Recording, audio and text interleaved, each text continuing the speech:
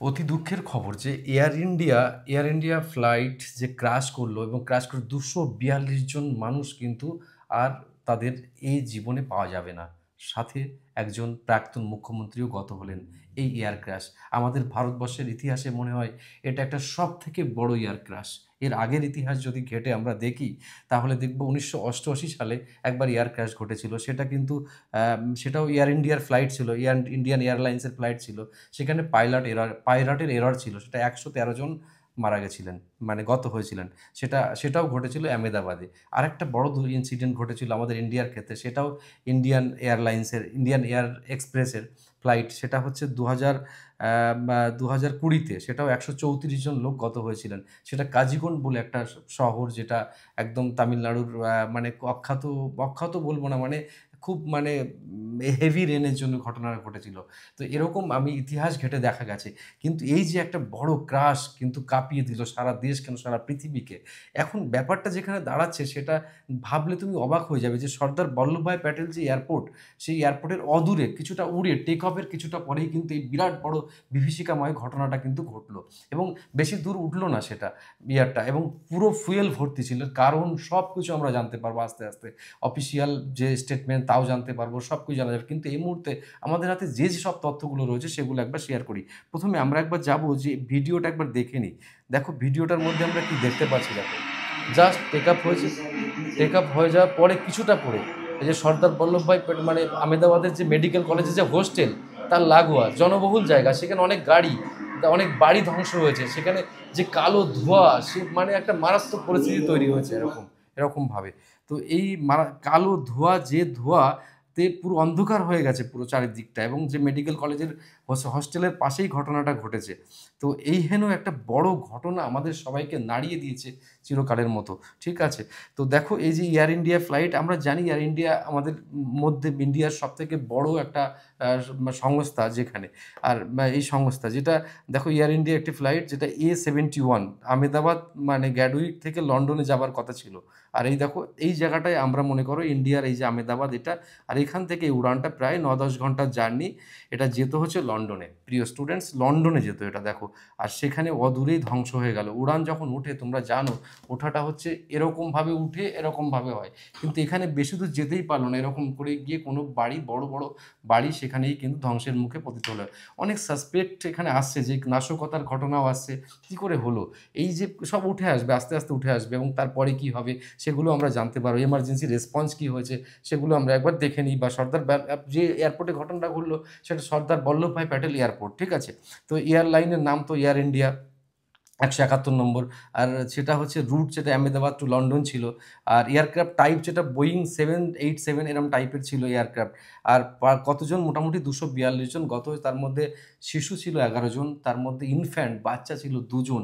আর মানে ২১৯ ২১১ জন সামথিং ছিল হচ্ছে যাত্রী ছিল। আর বাকিরা তো যারা থাকে ফ্লাইটে তারাই ছিল। আমরা দেখে নিই একবার সেগুলো। দেখো লোকেশনটা এয়ারক্রাফট ক্র্যাশের মেঘানি এরিয়া, যেটা একটা লোকালয় বেশ, মানে পজ এরিয়া যাকে বলে, সেরকম জায়গায়। ঠিক আছে? প্রত্যক্ষদর্শী জানিয়েছে যে আদানি পরিচালিত যে বিমানবন্দর রয়েছে তার কাছেই আগুনের গোলা এবং প্রচণ্ড ধোঁয়া কিন্তু দেখা যায় সেখানে। আর বিভিন্ন অ দমকল বাহিনী জরুরি ভিত্তিতে চলে আসে। আর এই যে পরিস্থিতিটা দেখো কতটা ভয়ংকর দেখাচ্ছে। আর এটা বোম বাস্টিং এর মতো কেস দেখাচ্ছে। এরকম ঘটনা কিন্তু এয়ার ক্র্যাশের ক্ষেত্রে দেখা গেছে কবে লাস্ট, সেই ঘটনা আমাদের মনে নেই। দ্রুত অগ্নিনির্বাপক ব্যবস্থা চলে আসে, উদ্ধারকারী দল চলে আসে, পুলিশ প্রশাসন খুব হেল্পফুল। কিন্তু কি করবে? ক্র্যাশ হলে বাঁচানো খুব মুশকিল মানুষের। বাঁচানো যায় না। কর্মকর্তারা আসার আগে স্থানীয় মানুষজনরাও খুব হেল্প করেছে। সোশ্যাল মিডিয়ায় শেয়ার করা বিমান দুর্ঘটনার দৃশ্য দেখলাম তো আমরা। সেটা দেখে আমরা বুঝলাম যে কতটা মানে প্রাণহানি আনুষ্ঠানিকভাবে এখনো উল্লেখ করা হয়নি। কিন্তু উল্লেখ করা যাবে না, তার নিশ্চিত হবে। বডি পাবে না, হয়তো অনেক ক্ষেত্রে বডি পাওয়া যায় না। এটা আমরা জানি যে বেঁচে যাওয়া ব্যক্তিদের সংখ্যা এখনো আছে কিনা তাও প্রশ্নচিহ্নের মুখোমুখি।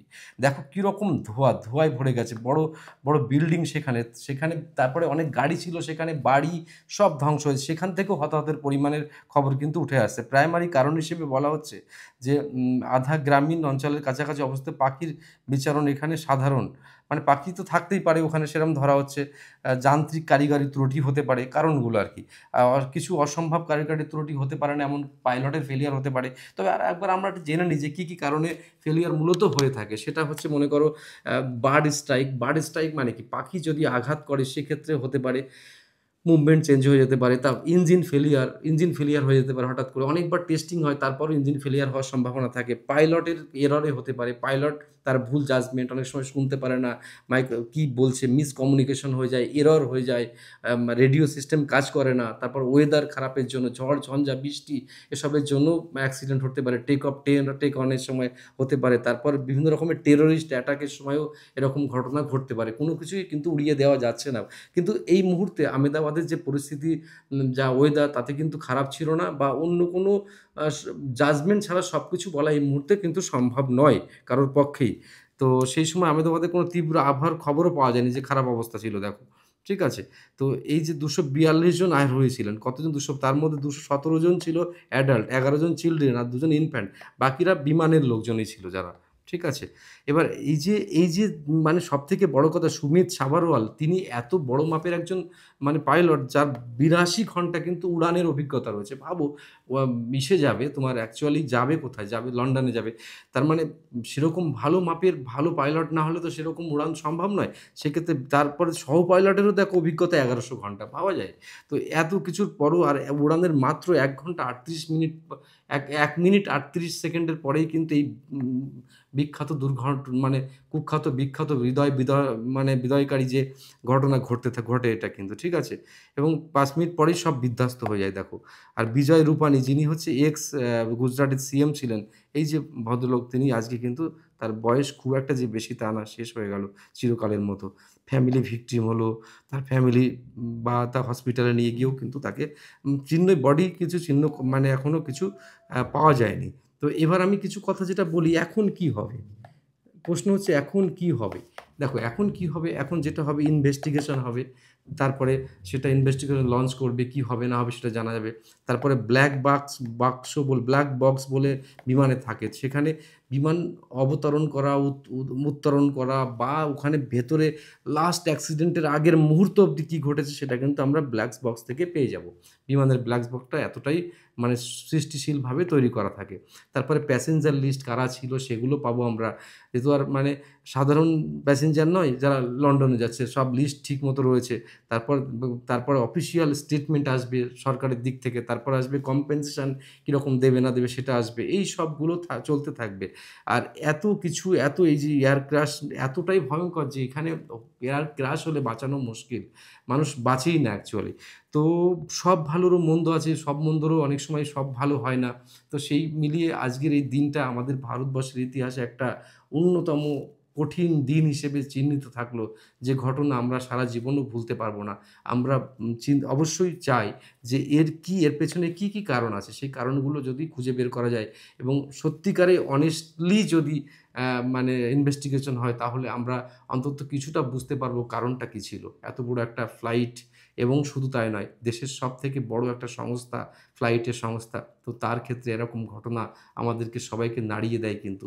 আমরা দেশবাসী হিসেবে আজকে যথেষ্ট ভারাক্রান্ত আর দুঃখপ্রাপ্ত আমরা কিন্তু আজকে। এই কথা বলে তাদের সবার মৃত্যু আত্মার মঙ্গল কামনা বা শান্তি কামনা করে আজকে এখানেই শেষ করছি।